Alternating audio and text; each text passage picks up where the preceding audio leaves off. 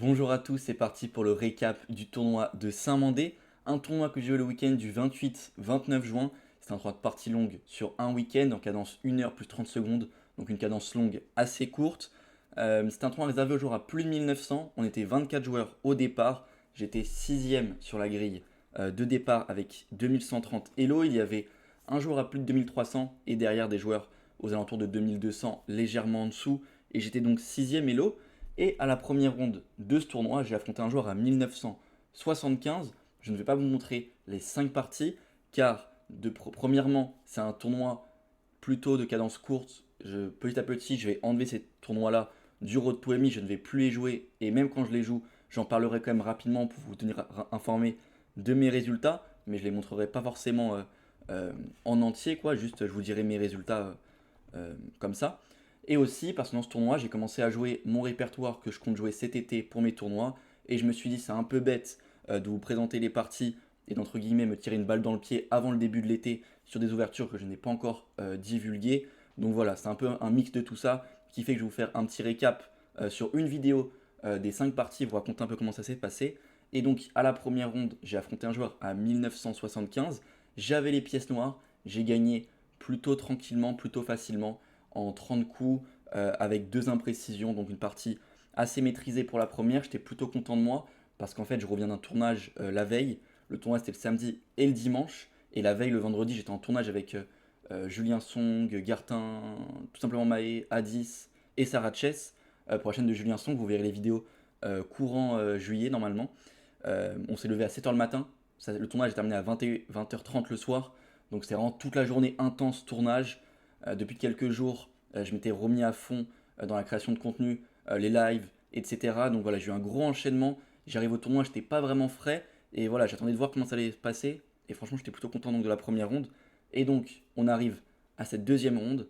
J'ai les pièces blanches contre Timothée Catherine, un joueur classé 1905. L'objectif, c'est de réussir à gagner pour bien se lancer dans le tournoi avec 2 points sur 2. Il y a 5 rondes dans le tournoi. L'ouverture se passe correctement. Milieu de jeu, finale, j'ai un petit avantage, j'ai un petit plus, tout a l'air de bien se passer.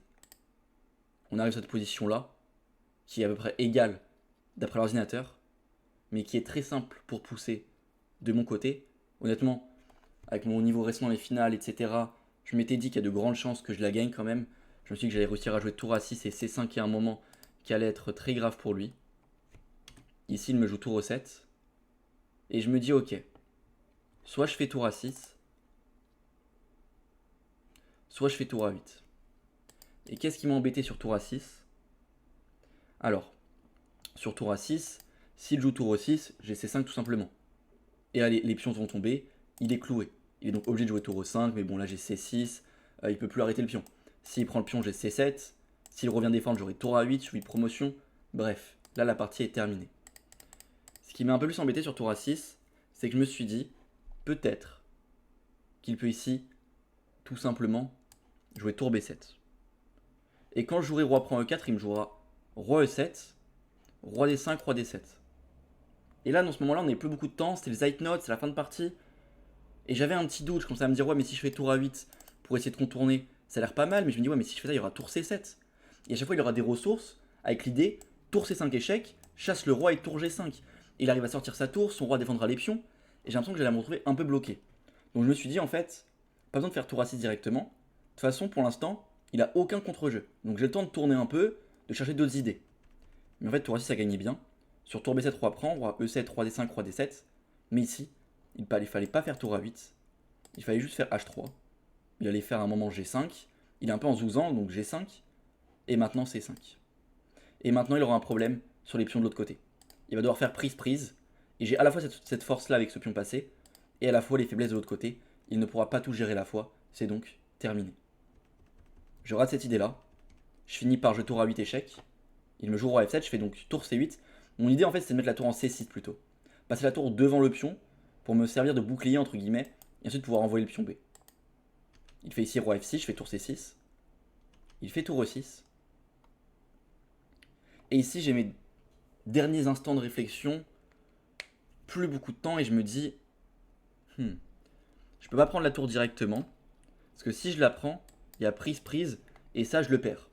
Ça, je le perds. En tout cas, je le gagne pas, c'est sûr, à 100%.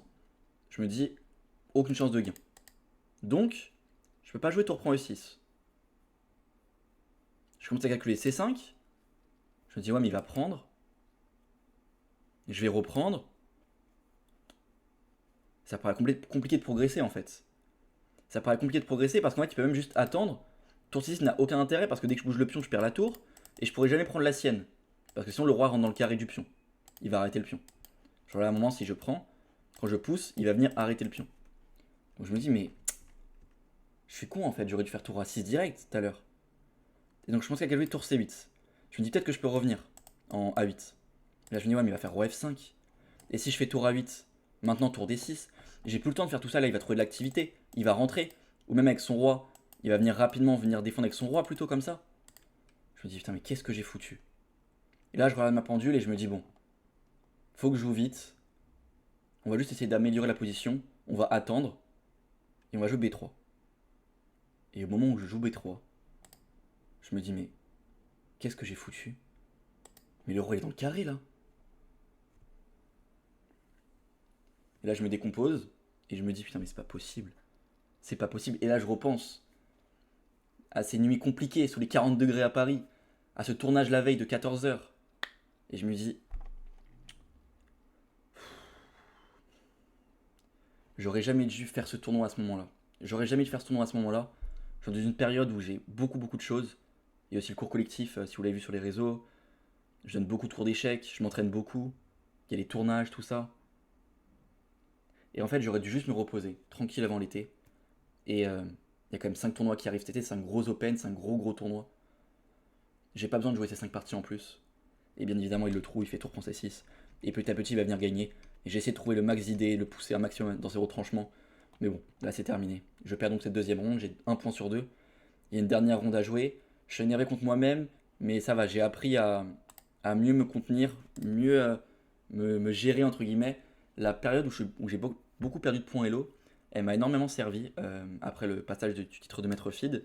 Car après une partie comme ça, je pense que j'aurais pu vraiment tilt avant et, euh, et faire n'importe quoi ensuite. Là, ça va, j'étais énervé contre moi-même, mais c'est passé en quelques minutes. J'ai réussi à me reconcentrer sur le tournoi. J'ai joué la troisième contre un joueur à 1925 avec les pièces noires. J'ai gagné assez tranquillement, assez facilement. Donc j'arrive pour la deuxième journée avec 2 points sur 3. Je suis cinquième dans le tournoi. Bon, 2 points sur 3, ça va. Je perds pas 2 points Elo, ou 1 point Elo, je crois, de mémoire. Donc la deuxième journée peut commencer. J'ai aucun souci. Tout va bien. Il reste 2 parties. Et j'ai les blancs contre un jeune joueur, Imanol Leorato, classé 2002. J'ai les pièces blanches. Pareil, je vais pas vous montrer l'ouverture. On va rapidement passer au moment critique. Je vais vous faire un peu le résumé de la partie. Une ouverture assez stratégique où j'essaie de rapidement sortir mon adversaire de la théorie en jouant des coups qui je sais ne sont pas mauvais mais qui ne sont pas théoriques. Et j'ai une bonne position assez rapidement, je suis environ à +1 toute la partie. Et dans le Zeitnot, j'arrive à jouer précis, concrétiser et arriver dans une position où je suis à +7. Je vais vous mettre le moment. Je vais vous mettre la fin de partie. On arrive ici, je suis à +3. Je fais tour A7, il me joue tour B7. Bon, je me dis, je peux échanger ici, je peux faire tour prend dame prend, cavalier prend E4. Il ne peut pas prendre mon pion D5 à cause de cavalier F6. Donc j'aurai un pion de plus et même rapidement 2 pions de plus. Mais je me dis, dans le passé, j'ai trop voulu des fois échanger, bêtement, et me retrouver dans les finales moins claires. Donc je me dis, ok, il a pas beaucoup de temps, je vais garder les pièces. Je fais tour A6. C'est pas le plus précis, mais je suis toujours totalement gagnant. Il joue ici dame E5, c'est le meilleur coup. Je joue cavalier prend E4, c'est le meilleur coup. Il me joue tour E7, c'est le meilleur coup. J'envoie tour prend F8. Sacrifice de qualité, qui ne marche pas à cause de tour prend F8. J'ai calculé quelque chose qui ne fonctionnait pas finalement. On n'avait plus de temps. C'était le Zeitnot depuis une dizaine de coups déjà. On n'a plus de temps à la pendule. Mais il se trompe, il fait roi prend. Je repasse à +5,5, même +6. Je fais donc dame H6, c'était mon idée. Il fait dame G7. Je fais tour F6 échec, c'est bien le bon coup. Et il me joue tour F7. Je suis à +7 ici. Je suis à +7, +8, +9, +100 000. Partie terminée, bref. Je suis à +9, là l'ordi fait que monter. Et encore une fois, je pense que la fatigue a joué un rôle énorme parce que je pense que c'est impossible que je puisse rater ça en général. Malgré Xyte Notes, je dois trouver ça. Et ici, je vais jouer Dame G5 en me disant que j'ai plus d'attaque. Et je vais passer à 1-3 direct. Vous l'avez sûrement tous vu, beaucoup l'ont vu. Ici, bien évidemment, j'avais juste tour prend F7. Il peut pas prendre de la dame parce qu'il est cloué. Donc roi prend forcé. Et maintenant, cavalier G5 échec. Le roi doit rester à la défense de la dame pour ne pas perdre la dame. Sauf qu'ici, dame prend G7. Roi prend forcé. Et cavalier E6. Et j'ai juste une pièce de plus, la partie est juste terminée. J'avais juste à faire ça et il a abandonné. À la place, j'ai fait dame G5. Et j'ai encore une fois gâché une partie totalement gagnante. Peut-être pour la 10e fois en 2 mois. Je pense que, honnêtement, je pense que j'ai perdu plus de 100 points Elo dans des positions à au moins plus 4 pour moi. Dans les 3-4 derniers mois. C'est un truc de fou. C'est vraiment quelque chose de fou. Récemment, il y a eu le top 16 avec la position à plus 10. Là, il y a ça 2 fois dans ce tournoi. Surtout celle-là, surtout celle d'avant encore, c'était encore égal. Je l'ai poussé, mais j'ai quand même donné la partie en un coup. Et là, pareil, donc totalement perdant. Et ça perd en ligne en plus, parce que là, il y a tour prend F6. Je fais donc cavalier prend, pour pas échanger les dames. Mais ici, il y a tour D6, attaque le cheval. Je suis obligé de reculer, c'est ce que je fais. Mais ici, il y a dame D4, échec, attaque le cavalier. Seule façon de défendre cavalier F2. Mais ici, il y a tour F6. Donc vraiment, c'était la totale. Je passe de rater la tactique gagnante à tout qui s'enchaîne et je prends la partie directe. Vraiment, c'était la totale. Bon, je tente dame H6, mais il fait roi G8, j'abandonne. J'espérais qu'il fasse un roi E7 pour que j'essaie d'avoir des échecs, mais bon. Il fait roi G8 et j'abandonne. C'est assez fou. C'est assez fou. Je suis à 2 points sur 4. Là, par contre, je suis assez énervé. Parce que c'est encore plus grave que la deuxième ronde. C'est n'importe quoi. Mais je me dis, ok, je vais avoir une dernière ronde. Faut bien finir. Et je me reconcentre pour la dernière ronde. En plus, je suis très content parce que j'ai un appariement qui est assez cool. J'affronte pas un joueur moins bien classé. Honnêtement, après la partie, je me suis dit, je perds 18 points Elo après 4 rondes. C'est chiant, je vais jouer en 1900. Même si je gagne, je vais prendre 5 points Elo. Et je vais quand même perdre beaucoup de points sur le tournoi. Mais je vais voir les appariements. Et miracle, je suis le meilleur Elo des 2 sur 4. J'affronte un joueur à 2,5. Comme ils sont un nombre impair au-dessus. J'affronte Adam ou Adam, je sais pas. El Karoui, 2122. Je me dis yes, j'ai les pièces blanches. C'est 10 points Elo à prendre, je serai qu'à moins 8. Honnêtement, ce tournoi, il m'aura quand même beaucoup servi. Il y a plein de points que j'ai pu améliorer. Je me suis rendu compte de pas mal de choses. Surtout au niveau... pas en termes de niveau, mais aussi dans ma tête, surtout manière de réagir aux résultats, etc. J'ai pas mal progressé là-dedans ces derniers temps. Et je pense que ça va beaucoup me servir cet été. Mais j'ai aussi repéré dans certaines ouvertures des petits trucs à améliorer. Dans mon jeu en général, des choses à améliorer. Donc je me dis, si je gagne cette partie-là, je perdrai 8 points Elo. Mais ce tournoi-là, je serais quand même très content de l'avoir fait. Parce que 8 points Elo, ça sera simplement une partie, c'est rien. Et j'aurais appris beaucoup de choses. Donc je serais quand même content de faire ce tournoi. Mais il faut gagner cette dernière ronde. Parce que si je la gagne pas, si je fais nul, je perds 18 points. Si je perds 28 points. Là, c'est un peu plus dérangeant. Mais ok, j'ai les pièces blanches, c'est la dernière ronde. C'est un joueur que j'avais déjà joué au tournoi fermé de Lyon, quand je suis passé maître feed. C'était la dernière ronde, quand j'étais déjà maître feed, que j'en avais plus rien à faire. La partie, je l'avais un peu balancée, on avait fait nul, mais partie vraiment dégueulasse. Là, ce coup-ci, je vais me concentrer, je vais faire une belle partie. Et je vais vous la montrer en entière, celle-là. Parce que bon, c'est quelque chose, c'est une ouverture que j'ai joué plein de fois. Donc, pas besoin de cacher grand-chose. Je joue E4, il me joue C5, je joue cavalier F3, il me joue E6. Et bien évidemment, je lui envoie la Kia, D3. Il me joue des cavaliers C6, je joue G3, cavalier F6, fou G2, D5, dame E2. C'est la King's Indian Attack, mon ouverture fétiche. Je me dis dans les moments un peu difficiles, heureusement que la Kia existe pour me remettre sur de bons rails. Il joue fou E7, je joue petit rock, il joue petit rock, et c'est donc la main line. Je joue E5 et je casse le centre, avec C4. Ici, il y a pas mal d'options pour les noirs. Il décide de jouer D4, et de fermer le centre. Qui est une des variantes les plus jouées, je trouve, mais qui est pas la meilleure. Je joue ici H4, je connais la théorie. Il me joue Dame C7. Ok. Je joue fou F4, je connais la théorie. Et il me joue tour B8. Dans ma tête, j'avais deux coups. J'avais A6 pour jouer B5. Et j'avais B6. Tour B8, je l'avais plus en tête. Je savais plus comment fallait réagir. Je finis par jouer cavalier BD2 assez rapidement pour maintenir une pression sur l'adversaire. Et il me joue B5. Là, par contre, je vais me poser un peu. Parce que j'ai un doute. Est-ce qu'il faut que je joue B3 et que je reprenne du pion? Est-ce qu'il faut que je joue B3 et que je reprenne de celui-là? Est-ce qu'il faut que je joue B3 et que je reprenne du cavalier? Est-ce qu'il faut que je m'en fiche? Je fasse tour AE1 et s'il prend, je reprends du cavalier. Je m'en souvenais plus tellement. Et je finis par jouer B3. Il fait pion prend. Et je reprends du pion D.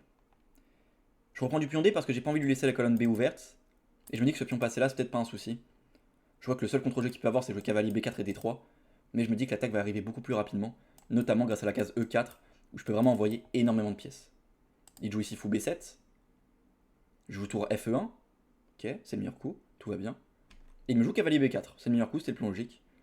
Et j'envoie maintenant cavalier G5. J'envoie cavalier G5, je laisse la fourchette en C2, car s'il fait cavalier C2, il y aurait cavalier prend H7, attaque la tour. S'il reprend, j'ai dame E4, gagne le cavalier, j'ai donc gagné un pion dans l'histoire. Et s'il fait cavalier prend E1, mon idée c'était faire fou E4. Le cavalier n'a plus de cases, et je vais pouvoir venir attaquer sauvagement mon adversaire. S'il fait fou prend, je fais dame prend. Et là, on voit que j'ai une grosse attaque. La tour est attaquée, elle doit bouger quelque part. Je reprends. J'ai maintenant pion et cavalier contre tour. Son roi est très faible. C'était mon idée. Donc ici, il fait fou prend G2. Ok, je fais roi prend. Et il me fait dame 6 échec. Je me dis que si je me cloue un cavalier, je vais peut-être me prendre des F5 à un moment. Ou alors, en tout cas, je vais gêner mes pièces pour attaquer. Donc je me dis que le coup logique, c'est juste bouger le roi. Maintenant, je le bouge où? J'ai envie de coulisser la tour dans certaines variantes. Quand il fait H6 et qu'il prend mon cavalier, dans certaines variantes, on peut coulisser la tour en H1. Donc je me dis, j'ai pas envie de mettre le roi là ou là. H3, c'est très bizarre, donc je le mets en H2. Et quand je ferai tour H1, je ferai ensuite roi G1. C'est mon idée. Ici, encore une fois, l'ordi dit qu'il peut faire cavalier C2 et prendre la qualité. J'ai poussé un peu l'avantage à l'ordi. C'est des lignes quand même très très chaudes. Je trouve que humainement, c'est logique de ne pas jouer cavalier C2. T'as l'impression que tu vas te faire totalement saccager le roi. On a l'impression que les blancs vont tout envoyer sur le roi noir, c'est horrible. Donc il joue H6. Ok. Je reviens donc en E4, logique. Encore une fois, il peut jouer cavalier C2 ici. L'ordi dit qu'il a le droit, mais pareil, regarde dame G4, fou prend H6, cavalier F6. On a l'impression que ça arrive très vite, donc il fait juste tour FD8. Il a envie de placer une pièce en F8, que ce soit un fou ou un cavalier pour défendre. J'envoie donc dame H5. Menace fou prend H6, menace cavalier F6, menace plein d'idées intéressantes. Menace peut-être quand même cavalier G5, c'est parce que s'il prend, ça ouvre la colonne H. Et il me joue ici fou F8, pour défendre le pion H6, car je menaçais de sacrifier. J'envoie cavalier F6. J'envoie cavalier F6, j'attaque le roi. L'idée c'est que s'il bouge le roi, je ramène le deuxième cheval, voire même j'ai peut-être fou prend H6 direct. J'ai plein de choses, je peux ramener le deuxième cheval, et j'aurai plein de sacrifices qui vont arriver. Je suis totalement gagnant. Donc il ne peut pas faire roi H8, soit il fait cavalier prend, soit il fait G prend. Sur G prend, mon idée c'était faire fou prend H6. Et là l'ordi donne une variante qui tient, c'est prise, prise, cavalier prend, et sur tour prend, pion prend, et cavalier E4, alors il n'y a pas cavalier 4 parce que la dame, pardon, F3 d'abord du coup, c'est ce que je comptais faire pour venir envoyer le cavalier. Il peut faire dame B7, et sur cavalier E4, ici, il a F5. Seule idée qui tient. Dame G6, roi H8, cavalier F6, et à la fin de la variante, tour D7 seul coup. Sur dame G7, il y a dame H5 qui mate, donc tour D7 seul coup. Bref, il fallait voir énormément de choses à l'avance pour faire pion prend. Il ne l'a pas fait, il fait cavalier prend. Bon, je suis assez content, je reprends du pion E. Il joue une variante que j'ai beaucoup calculée, donc je suis assez content. Il fait G6, je fais dame G4. Il fait H5 et je fais dame G5. Et là, je suis très content d'avoir cette position-là, parce que j'attaque sa tour, et je menace de faire G4, pour ouvrir son roi. Il me fait donc cavalier D3, attaque le fou, attaque la tour. Ok, je prends sa tour, il prend la mienne, je récupère, il récupère, et je suis très content, parce que je peux envoyer G4. Son roi va s'ouvrir, il me fait roi H7, ici c'est bien joué. Il menace à la fois peut-être décider avec fou D6, tour G8, et à la fois décider avec fou H6. Je me dis comment je peux parer les deux. Je me dis est-ce que j'ai le droit de prendre le pion H5. Et je calcule pendant longtemps. Je calcule pion prend H5. Je me dis s'il fait fou D6, là-dessus j'aurai F4. Tour G8, tour G1. La dame n'a aucune case pour rentrer. J'ai l'impression qu'il n'y a plus aucun contre-jeu. Je me laisse maintenant de prendre et de mater. J'ai l'impression que tout va bien, je suis gagnant. Donc je me dis ok, fou D6 ça marche pas. Maintenant je me dis fou H6. Et là je me dis fou H6. J'ai juste prise, prise, et dame G3 la petite pointe. Attaque la tour. Et s'il prend ma tour, l'idée que j'avais c'était de prendre la sienne. Et sur fou prend E1, ce n'est pas possible car il y a F7, menace mat, quasiment, et la promotion, c'est imparable. Je gagne la partie. Donc je me dis ok, fou H6, il peut pas venir prendre ma tour après ça, et s'il fait ça, bon bah là je suis gagnant. Donc en fait après dame G3, il allait devoir bouger sa tour, et j'allais faire cavalier E4. J'ai un pion de plus, l'activité, le roi faible, je suis gagnant. Donc je me dis ok, fou H6 c'est pas possible. Alors peut-être il peut jouer dame C7. Avec l'idée que ce coup-ci j'ai pas dame G3 à cause de fou D6, enfilade. Mais je me dis ok, j'ai juste tour E5. S'il fait fou D6, j'ai pion prend, et F4. Et je me dis ok, ça j'ai calculé longtemps. Et je me dis franchement, faut être sûr de soi. Est-ce que ça gagne? Et j'ai pas mal calculé, je me suis dit pion cavalier contre tour, il a un pion passé aussi, mais mon plan il était assez simple, c'était de faire cavalier E4 et H5, tout ouvrir, et au bon moment, donc soit prendre et jouer cavalier G5, soit envoyer un F7, cavalier F6, et de ce que je calculais, j'avais l'impression que ça gagnait. Je suis bien à +3, c'est gagnant, j'ai bien calculé. Mais finalement, il joue aucun des 3 coups, il me joue fou, dame D6, pardon. Bon bah là-dessus, je suis encore plus content, je joue tour E5 directement. Il y a même plus de fou D6 pour gagner la qualité, c'est encore pire que l'autre variante. Il fait donc fou H6, il ne pourra pas prendre la pièce, ça bien évidemment, c'est calculé en amont aussi. Je fais donc pion prend et dame G3. S'il prend le cavalier, j'avais tour H5, enfilade, gagne la dame sur échec. Donc il ne peut pas prendre la pièce, il joue donc tour F8. Sauf que maintenant j'ai cavalier E4, attaque la dame, il la bouge, défend le pion toujours. Mais si je fais cavalier G5, l'idée c'est que s'il prend, je reprends de H et je vais venir le mater sur la colonne H. Il fait donc roi H8, mais si je fais juste tour prend E6, dame D7, tour E7, dame F5, tour H7 échec, roi G8, et F7, il abandonne. Ah non, pardon. Là, le roi n'a plus de case, il fait tour prend, et ici, il abandonne avec une tour de moins. Je menace mat, en plus je menace trop de choses, une tour de moins, c'est donc terminé.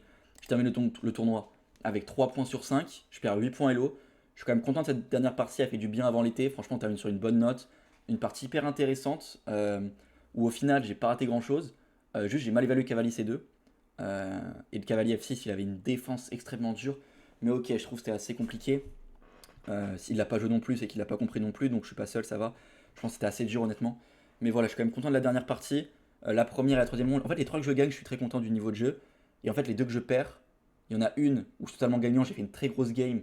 Imaginons, je trouve la tactique à la fin. J'aurais dit, franchement, je suis très content de ma game.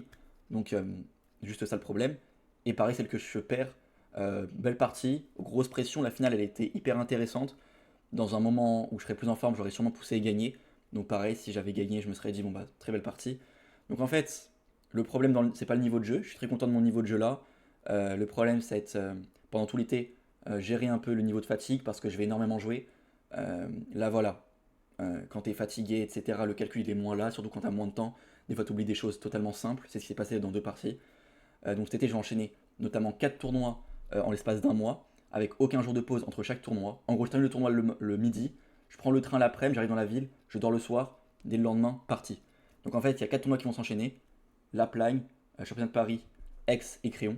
Il y aura ensuite le chemin de France à Vichy plus tard, et un autre tournoi début septembre. On en reparlera, il y a une vidéo qui sort vendredi où je vous expliquerai tous mes tournois, les joueurs, les objectifs, mes intentions. Voilà, je vous expliquerai tout en détail vendredi à 18h. Mais voilà, donc il y a des tournois qui arrivent.